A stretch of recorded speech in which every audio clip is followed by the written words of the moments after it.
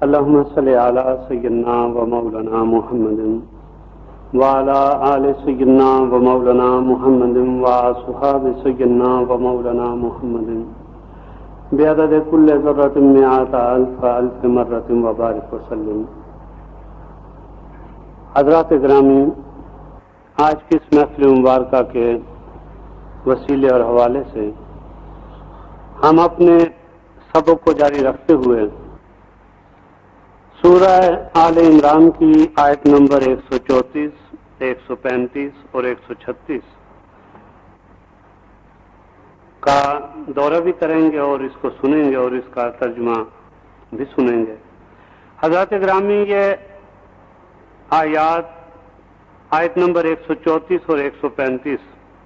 ان دو آیات میں تو اللہ تعالیٰ نے حضور علیہ السلام کے نیک لوگوں، متقی لوگوں کی 5 صفتوں کا بیان کیا ہے، اور آیت نمبر 136 میں پھر ان متقی لوگوں کی صفات بیان کر کے ان کے لیے انعامات کا ذکر کیا، اور پھر ان انعامات پہ ایک سرٹیفکیٹ منسوب کر دیا۔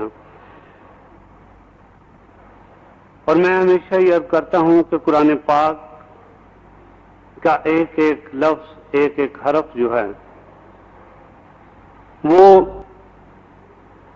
ہمارے لیے یقینی طور پہ مشعل راہ ہے اور ہمارے لیے یقینی طور پہ قابل عمل ہے اگر ہم اس کے اوپر عمل کی توفیق مانگیں، اور جب اس پہ عمل کر لیں تو پھر جو صفات ان آیات میں بتائی جا رہی ہیں ان کو اگر ہم پا لیں گے تو پھر یقیناً ان انعامات کے بھی ہم سزاوار ہو جائیں گے جن کا ذکر اسی آیات میں اللہ تعالیٰ نے فرمایا ہے۔ تو حضرات گرامی، آئیے سب سے پہلے آیت نمبر 134 کو اور اس کے ترجمے کو سنتے ہیں۔ آیت نمبر 134 میں اللہ تعالیٰ نے متقی اور پرہیزگار لوگوں کی 4 نشانیوں کا ذکر فرمایا۔ آیت نمبر 134 کا بیان اس طرح سے اللہ تعالیٰ شروع فرماتا ہے: الذین ینفقون فی السراء والضراء۔ متقی لوگوں کی پہلی صفت کا بیان اللہ نے فرمایا: الذین، وہ پرہیزگار لوگ، وہ متقی لوگ، ینفقون، جو خرچ کرتے ہیں، فی السراء والضراء، خوشحالی میں بھی اور تنگ دستی میں بھی۔ یہ متقی کی پہلی شان، پہلی صفت بیان کی گئی کہ متقی اور پرہیزگار لوگ، حضور کے امت کے نیک لوگ، وہ ہیں جو خوشحالی میں بھی خرچ کرتے ہیں اللہ کی راہ میں، اور تنگ دستی میں بھی وہ خرچ کرتے ہیں۔ اور دوسری صفت اس سے آگے اللہ تعالیٰ نے بیان فرمائی: والکاظمین الغیظ، فرمایا اور متقی لوگ ایسے ہیں کہ اور ضبط کرنے والے ہیں غصے کو، کہ جو تقوی والے ہیں، جو حضور کے امت کے نیک لوگ ہیں، متقی ہیں، فرمایا کہ وہ اپنے غصے کو ضبط کرنے والے ہیں۔ اور تیسری صفت فرمائی: والعافین عن الناس، اور درگزر کرنے والے ہیں لوگوں سے۔ اور پھر آیت نمبر 134 کا آخری حصہ جس میں اللہ تعالیٰ نے چوتھی صفت متقیوں کی بیان فرمائی اور فرمایا: واللہ یحب المحسنین، اور اللہ تعالیٰ محبت کرتا ہے احسان کرنے والوں سے۔ یعنی متقیوں کی چوتھی صفت جو ہے وہ احسان کرنا ہے، اور اللہ تعالیٰ احسان کرنے والوں سے محبت کرتا ہے۔ اور حضرات گرامی، اس سے اگلی آیت نمبر 135 میں اللہ تعالیٰ متقیوں کی 5ویں صفت بیان کرتا ہے، لیکن اس 5ویں صفت کے بیان کرنے سے قبل اللہ تعالیٰ ایک بات کا اظہار کرنا چاہ رہا ہے کہ بحیثیت انسان کے ہر انسان گناہ کر سکتا ہے، ہر انسان کو سے غلطی ہو سکتی ہے، متقی بھی آخر انسان ہیں، ان سے بھی غلطی ہو سکتی ہے، لیکن جب وہ لوگ متقی لوگ حضور کے امت کے کلندر لوگ جب کوئی غلطی کرتے ہیں تو پھر وہ کیا کرتے ہیں، پھر ان کی کیا نشانی ہے؟ آیت نمبر 135 میں فرمایا گیا والذین اذا فعلوا فاحشات، فرمایا اور یہ وہ لوگ ہیں کہ جب کر بیٹھیں کوئی برا کام، یعنی ہیں تو متقی ہی لیکن جب ان سے کوئی برا کام ہو جاتا ہے، او ظلموا انفسہم، یا ظلم کریں اپنے آپ پر، یعنی اگر ان سے کوئی برا کام ہو جاتا ہے یا یہ اپنے آپ پر ظلم کر بیٹھتے ہیں تو پھر متقی کیا کرتے ہیں؟ فرمایا ذکر اللہ،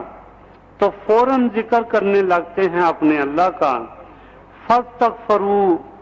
اور معافی مانگنے لگتے ہیں، لذنوبہم، اپنے گناہوں کی۔ تو متقی لوگوں کی پانچویں صفت جو بیان کی گئی کہ وہ یہ ہے کہ اگر ان لوگوں سے کوئی گناہ کوئی غلطی سرزد ہو جاتی ہے یا اپنے اوپر یہ کوئی ظلم کر بیٹھتے ہیں تو پھر ان کی شان کیا ہوتی ہے؟ گناہ یا غلطی تو انسان کے حوالے سے ہو گئی، لیکن وہ اپنے اس گناہ پہ اتراتے نہیں ہیں یا اس گناہ کو دوبارہ سے بار بار کرنے کی جرت اور ہمت نہیں کرتے، بلکہ گناہ کرنے کے بعد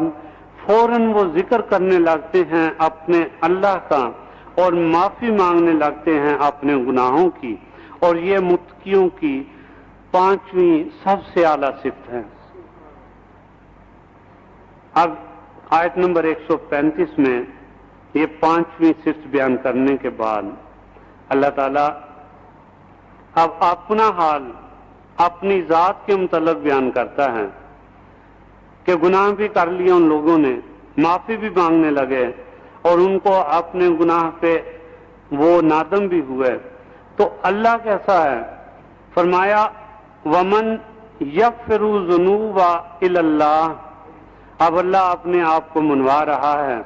فرمایا اور کون بخشتا ہے گناہوں کو اللہ کے سوا، یعنی یہاں پہ اللہ تعالیٰ نے اپنے متعلق ایک مدلل بات کہہ دی کہ گناہ تو کر بیٹھے، معافی بھی اپنے اللہ سے مانگ لی، تو ان کے گناہوں کو کون بخشے گا، ان کو کون معافی عطا فرمائے گا؟ فرمایا ومن یغفر الذنوب الا اللہ، اور کون بخشتا ہے گناہوں کو اللہ کے سوا، اور پھر فرمایا ولم یصروا علی ما فعلوا وہم یعلمون، کہ یہ متقی ایسے لوگ ہیں کہ نہیں اصرار کرتے اس پر جو ان سے سرزد ہوا، اس حال میں کہ وہ جانتے ہیں، یعنی اللہ تعالیٰ سے اپنے گناہوں کو بخشوانے کے لیے گڑ گڑاتے ہیں، روتے ہیں، اور اپنے گناہ کو بار بار کرنے پہ اصرار نہیں کرتے بلکہ اس سے بچنا چاہتے ہیں۔ اور پھر حضرات گرامی آیت نمبر 136 جس میں نے عرض کیا تھا کہ اللہ تعالیٰ اپنے متقیوں کے صفات بیان کرنے کے بعد ان پہ اپنے انعامات عطا فرمانے کا اظہار کرتا ہے، فرمایا اولئک جزاؤہم مغفرۃ من ربہم، پہلا انعام متقیوں کے لیے آیت نمبر 136 کے پہلے حصے میں فرمایا یہ وہ نیک بخت ہیں جن کا بدلہ بخشش ہے اپنے رب کی طرف سے۔ پہلا انعام متقیوں کو یہ ملا ان 5 صفات کے اوپر قائم رہنے کا کہ اللہ تعالیٰ کی طرف سے ان کو بخشش عطا ہو گئی۔ اور پھر اس آیت مبارکہ کے دوسرے حصے میں دوسرے انعام کا تذکرہ جو ہمیشہ ان کے پاس رہے گا، فرمایا وَجَنَّةٌ تَجْرِي مِن تَحْتِهَا الْأَنْهَارُ خَالِدِينَ فِيهَا، اور جنت بہتی ہیں جن کے نیچے ندیاں، ہمیشہ رہیں گے ان میں۔ اور یہ دوسرا انعام ہے جنت میں جن جنتوں کے نیچے ندیاں بہتی ہیں، اور وہ ندیاں کیسی ہیں؟ شہد کی ندیاں ہیں، ان میں دودھ کی ندیاں ہیں، اور ان میں ایسے مشروب کی ندیاں ہیں جن کو دنیا والوں میں کبھی کسی نے چکھا تک بھی نہ ہو، اور ان کی خوشبو کا کبھی کوئی انسان احاطہ نہیں کر سکتا۔ فرمایا متقیوں کے لیے یہ دوسری نعمت اور دوسرا اعزاز ہے، اور یہ دونوں انعامات ایسے ہیں کہ فرمایا خالدین فیہا، کہ ہمیشہ رہیں گے ان میں وہ متقی۔ اور پھر ان دونوں انعامات کے بعد، ان دونوں نعمتوں کے بعد اللہ تعالیٰ اپنی حسب عادت اپنی مہر ثبت کر رہا ہے۔ فرمایا وَنِعْمَ أَجْرُ الْعَامِلِينَ، اور کیا ہی اچھا بدلہ ہے نیک کام کرنے والوں کا۔ یعنی یہ سرٹیفکیٹ مل گیا اللہ تعالیٰ کی طرف سے متقیوں کو، نیک لوگوں کو، کہ یہ وہ بدلہ ہے جو ان کو ان کے اللہ تعالیٰ کی طرف سے ہے۔ حضرت گرامی مختصر تفسیر میں مزید ان آیات کی، اور پھر آخر میں وہ چیز پیش کرنا چاہوں گا جو ان آیات کے برکات سے مجھے، جب میں یہ آیات لکھ رہا تھا آپ کے لیے آج کی محفل کے لیے، جو برکات مجھے عطا ہوئی وہ میں آپ کے سامنے پیش کروں گا۔ فی الحال مختصر تشریح، جیسا کہ میں نے یہ آیات کے متعلق بتایا کہ یہ آیات کریمہ متقین کے بارے میں نازل کی گئیں، وہ متقین جن کے لیے جنت کی بہاریں چشم براں ہیں۔ ان کی پہلی صفت یہ ہے کہ وہ متقی خوشحالی میں اور تنگ دستی دونوں حالتوں میں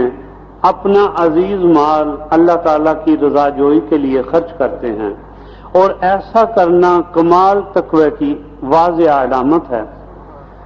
اس آیت مبارکہ میں صدقے کا ذکر ہے، جس میں اپنا مال بغیر کسی ظاہری حق کے غیر کو دیا جاتا ہے، اور یہی طریقہ ہمارے آقا نامدار علیہ الصلوۃ والسلام کا ہے کہ جو کچھ پاس ہوتا حضور تقسیم فرما دیتے، لیکن پھر بھی اگر کوئی سائل آ جاتا تو حضور کے پاس بظاہر اگر کچھ باقی نہ بچتا تو آپ سائل کو فرماتے کہ جاؤ اور مدینے کے بازار سے محمد کے نام پہ جو چیز چاہتے ہو قرض لے لو۔ سائل کو حضور جھولی بھر بھر کے دے دیتے اور خود قرض اتارتے رہتے۔ یہ متقی کی پہلی شان تھی۔ اور دوسری صفت متقی کی یہ بیان ہوئی کہ متقی وہ ہے جو ضبط کرنے والے ہیں اپنے غصے کو، یعنی بعض اوقات ایسی ناپسندیدہ حرکات اور ایسے نقصان پہنچانے والے امور سرزد ہوتے ہیں کہ جن سے دوسرے انسان کو غصہ آ جاتا ہے اور جذبہ انتقام سے اس کا دل بھر جاتا ہے۔ ایسے حال میں اپنے غصے کو پی جانا بے شک بڑی عالی ہمتی کا کام ہے، اور یہ متقی کی دوسری شان ہے کہ جس میں وہ اپنے غصے کو اپنے اوپر ضبط کرتا ہے۔ اور متقی کی تیسری صفت جو کہ فرمایا عفو ہے، یعنی عفو درگزر کرنا ہے، اور عفو کہتے ہیں باوجود قدرت رکھنے کے انسان کسی کی خطا اور ضرر رسانی پر صرف خاموش ہی نہ رہے بلکہ دل کی تہ سے اسے معاف کر دے۔ یہ صفت جو ہے معاف کر دینے کی، درگزر کرنے کی، یہ پہلی دونوں صفتوں یعنی غصے کو پی جانا اور خرچ کرنے سے بھی اعلیٰ اور عرفہ صفت ہے۔ اور متقی کی چوتھی صفت احسان کرنا ہے۔ یہ مرتبہ پہلے تینوں بیان کی گئی صفات سے بڑھ کر ہے۔ انسان دشمن سے انتقام بھی نہ لے، اسے دل سے معاف بھی کر دے، صرف یہی نہیں بلکہ اس پر لطف و احسان بھی کرے، یعنی سختی کرنے والے سے نرمی سے پیش آئے بلکہ اس کی حاجت روائی فرمائے، اور احسان کرنے والے کو یہ بھی بتا دے کہ تیرا رب اس احسان کے بدلے تجھ سے محبت کرتا ہے۔ متقی کو یہ بھی بتا دیا گیا کہ اے اللہ پہ تقوی کرنے والے، اگر تو اپنے کسی بندے پہ احسان کرے گا تو اس کا دنیا میں یہ بدلہ ہے کہ اللہ تجھ سے محبت کرے گا۔ اور کیا اس سے بڑھ کے بھی کوئی انعام ہو سکتا ہے کہ اللہ متقی سے محبت کرے؟ جس سے اللہ محبت کرتا ہے، حضور کے فرمان کے مطابق پوری کائنات اس سے محبت کرتی ہے۔ تو حضرات گرامی، یہاں پہ آیت نمبر 134 کو مکمل فرما دیا، لیکن متقیوں کے انعامات کا سلسلہ جاری ہے، اور آیت نمبر 135 میں متقیوں کی 5ویں صفت بیان کی گئی، اور فرمایا گیا کہ متقی وہ لوگ ہیں کہ جو طالب مغفرت بھی ہے، یعنی ان سے کوئی جرم سرزد ہو جاتا ہے تو وہ فوراً احساس ندامت انہیں آ لیتا ہے، ان کو اس گناہ پہ ندامت ہونے لگتی ہے، شرمندگی ہونے لگتی ہے، اور یہ جانتے ہوئے کہ گناہوں کو بخشنے والا صرف اور صرف اللہ ہے، تو فوراً اپنے رب کا ذکر کرنے لگتے ہیں اور اس کے حضور میں نہایت عاجزی سے گناہوں کی معافی کی درخواست کرتے ہیں۔ اور چونکہ ان کی یہ توبہ حقیقی توبہ ہوتی ہے، یعنی وہ اپنے گناہ کو دوبارہ سے کرنا ہی نہیں چاہتے، وہ اس گناہ سے جو ان سے سرزد ہو گیا اس سے بچنا چاہتے ہیں، اس لیے اللہ بھی انہیں معاف فرما دیتا ہے۔ حضرات محترم، اب تک تو ان آیات میں جن 5 صفتوں کا بیان متقی لوگوں کے حوالے سے کیا گیا، ان صفات کا تعلق متقی کی ظاہرہ دنیاوی زندگی سے ہے، اور دنیاوی ہی اعمال اور دنیاوی ہی اس کی شان و شوکت سے ہے۔ اب آیت نمبر 136 میں ایسے تمام متقی لوگوں کو آخرت کے ہمیشہ رہنے والے انعامات کا سرٹیفکیٹ دیا جا رہا ہے، اور فرمایا جا رہا ہے کہ یہ وہ لوگ نیک بخت لوگ ہیں جن کا بدلہ بخشش ہے اپنے رب کی طرف سے، اور جنتیں کہ بہتی ہیں جن کے نیچے ندیاں اور نہریں، ہمیشہ یہ لوگ ان میں رہیں گے۔ اور فرمایا کہ کیا ہی اچھا بدلہ ہے نیک کام کرنے والوں کو۔ حضرت گرامی، ان تینوں آیات سے ہم یہ نتیجہ نکال سکتے ہیں کہ متقیوں کی 5 نشانیاں کیا ہیں اور ان کا کیا صلہ ہے۔ تو ہمیں معلوم یہ ہوا کہ جس شخص میں یہ نشانیاں ہوں گی وہ اپنے شہر، اپنی قوم اور اپنے ملک کے لیے باعث صد افتخار و برکت ہوگا، بلکہ وہ صرف یہی نہیں بلکہ وہ پوری انسانیت کے لیے باعث برکت ہوگا، اور وہ اس کا جائز حقدار ہے، جس کا مزہ اللہ تعالیٰ نے سنایا ہے کہ وہ ہمیشہ جنت میں رہے گا۔ اور یہ اخلاق کامل کا وہ معیار ہے جس پر مسلمانوں کو پورا اترنا چاہیے، حضور کے غلاموں کو پورا اترنا چاہیے، ہمیں پورا اترنا چاہیے۔ اور یہ کیوں نہ ہو، کیونکہ ہم رحمت للعالمین کے غلام کہلانے والے ہیں،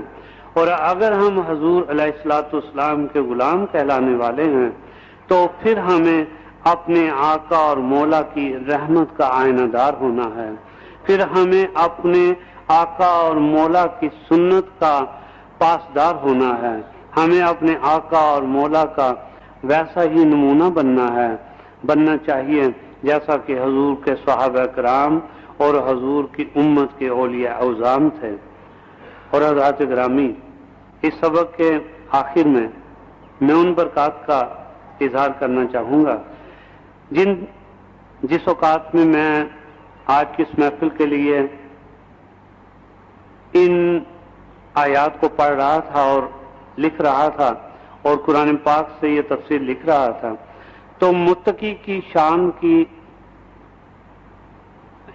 جب میں سمجھنا چاہ رہا تھا تو میرے سامنے مستقل اپنے دادا قبلہ قلندر علی شاہ صاحب کی ذات میرے سامنے تھی۔ میری تمام تر توجہ، یہ قدرتی بات کہ میری تمام تر توجہ جو تھی وہ جب میں متقی کی یہ شان لکھ رہا تھا تو میری توجہ کا مرکز میرے دادا جی قبلہ رحمۃ اللہ علیہ تھے۔ اللہ حافظ۔ یا رسول اللہ۔ تو جب ایسا تھا، تو جب میں یہ تحریر لکھ رہا تھا تو اس کے ساتھ ساتھ ایک عجیب کیفیت میں مجھے دادا جی قبلہ کے لیے منقبت کے کچھ اشعار میرے ذہن میں آ رہے تھے۔ جہاں پہ میں نے یہ تشریح لکھی، وہاں پہ میں نے اپنے دادا مرشد رحمۃ اللہ علیہ کے ان اشعار کو بھی فوری طور پہ نوٹ کر لیا کہ کہیں یہ میرے ذہن سے اتر نہ جائیں۔ وہ چند اشعار میں نے جب وہ 5 اشعار لکھے تو اللہ تعالیٰ سے اور اپنے آقا علیہ الصلوۃ والسلام کے حضور یہ درخواست کی کہ حضور اس کو 11 تک مکمل فرما دیجیے۔ تو پھر مجھے یہ اشعار 11 تک مکمل کرنے کی اللہ نے توفیق بخشی۔ تو وہ منقبت جو ان آیات کی برکات سے اور جو مرکز میرے دادا قبلہ رحمۃ اللہ علیہ کی ذات میرے سامنے رہی، ان کی ذات کی برکات سے جو منقبت کے شعر میرے ذہن پہ اترے اور جن کو میں نے اس کاغذ پہ نوٹ کیا، وہ میں آپ کے سامنے پیش کرنا چاہوں گا۔ وارد کچھ ایسا ہوا کہ پہلا شعر کہ میرے دادا جان قبلہ رسول نما قلندر شاہ، میرے دادا جان قبلہ رسول نما قلندر شاہ، کاشف سر حقیقت تھا تیرا نور نگاہ، کاشف سر حقیقت تھا تیرا نور نگاہ، بال یقین تو صاحب کشف و کرامت قلندر تھا، تیرے آگے سرنگوں ایک عالم تسخیر تھا، تیرے آگے سرنگوں ایک عالم تسخیر تھا، آ گئی صبر و رضا جود و سخا ذکر خدا، تھے یہی اشغال پاکیزہ تیرے صبح و مساء، نیکیو احسار و احساس تیرا نصب العین تھا، نیکی و احسار و احساس تیرا نصب العین تھا، سنت و حب نبی سے تیرے دل کو چین تھا، تو محمد مصطفیٰ کے باغ کا تھا اندلیب، تو محمد مصطفیٰ کے باغ کا تھا اندلیب، ذات پنجتن تجھ کو تھی سب سے عزیز، خاندانی فوج کا تو کارواں سالار تھا، عظمتوں کی فوج میں تو صاحب کردار تھا، خاندانی فوج کا تو کارواں سالار تھا، عظمتوں کی فوج میں تو صاحب کردار تھا، کس قدر تھے تیرے اوصاف و کمالات عظیم، کس قدر تھے تیرے اوصاف و کمالات عظیم، کروں گر یکجا تو مجموعہ مرتب ہو ضخیم، ندا یہ ملی تھی تجھے بارگاہ مصطفیٰ سے، ندا یہ ملی تھی تجھے بارگاہ مصطفیٰ سے، میرا قلندر کہے گا جو ہوگا پورا خدا سے، میرا قلندر کہے گا جو ہوگا پورا خدا سے، ہو چکی مقبول ہے آہو سحر گاہی تیری، ہو چکی مقبول ہے آہو سحر گاہی تیری، آل میں باقی رہے گی حشر تک شاہی تیری، بارگاہ حق میں ہیں تیری دعائیں مستجاب، بارگاہ حق میں ہیں تیری دعائیں مستجاب، ہوگی تیری آل سے خلقت خدا کی فیض یاب، ہوگی تیری آل سے خلقت خدا کی فیض یاب۔ اور 11واں اور آخری شعر، اے کہ سہر وردی باغ میں گلاب راحت ہے تو، اے کہ سہر وردی باغ میں گلاب راحت ہے تو، شاہد حقیر کے حق میں جنت چاہت ہے تو، شاہد حقیر کے حق میں جنت چاہت ہے تو۔ تو حضرات گرامی، متقی کی جو شان تھی وہ میں نے آپ کے سامنے رکھ دی۔ قرآن پاک کے حوالے سے ان 5 صفات کا ذکر جو قرآن پاک میں ہوا، اللہ تعالیٰ سے یہ دعا کرتے ہیں کہ اللہ تعالیٰ ہمیں اپنے محبوب علیہ الصلوۃ والسلام کی نالین کے صدقے سے ہمیں بھی متقی ہونے کی توفیق عطا فرمائے، اور حضور علیہ الصلوۃ والسلام کی صفات، جو یہ صفات حضور میں ہی بدرجہ اتم موجود ہیں اور کسی ہستی میں ان کا اجتماعی طور پہ مجموعہ ہونا معلوم نہیں، جس حساب سے خزانوں کے لحاظ سے حضور کی ذات میں یہ 5 صفات شامل ہیں، اور حضور کی ذات سے پھر یہ چراغ اور یہ روشنی اور یہ انعامات حضور کے امت کے غلاموں میں پھیلتے رہے۔ ہمیں کوشش کرنا ہے کہ متقیوں کی ان 5 صفات میں عمل کریں، ان کو حاصل کرنا پڑتا ہے، ان صفات کو حاصل کرنے کے لیے محنت کرنی پڑتی ہے۔ اور حضور کے غلاموں کی کیا شان تھی کہ حضور علیہ الصلوۃ والسلام نے ایک جنگ میں تیاری کے لیے مسلمانوں سے مدد اور تعاون کی اپیل کی، تو حضور علیہ الصلوۃ والسلام کے غلاموں نے ہر ایک نے اپنے حساب سے حضور کی خدمت میں جو کچھ تھا وہ لا کے پیش کیا۔ حضرت عمر رضی اللہ تعالیٰ عنہ نے بھی، حضرت علی کرم اللہ وجہہ نے بھی، حضرت عثمان غنی رضی اللہ تعالیٰ عنہ نے بھی، سب نے اپنی سعادت اور اپنی ہمت اور توفیق کے مطابق، اور جب حضرت ابوبکر صدیق رضی اللہ تعالیٰ عنہ حضور کے پاس اپنے گھر کا تمام سامان اکٹھا کر کے حضور کے قدموں میں لا کے رکھ دیا، تو یہ وہ شان جو اللہ تعالیٰ نے شروع میں عطا فرما دی متقی کی، کہ متقی ایسے ہوتے ہیں کہ وہ خوشحالی میں بھی اور ان کے پلے کچھ نہ ہو تب بھی وہ سب کچھ اللہ کے لیے لٹا دیتے ہیں۔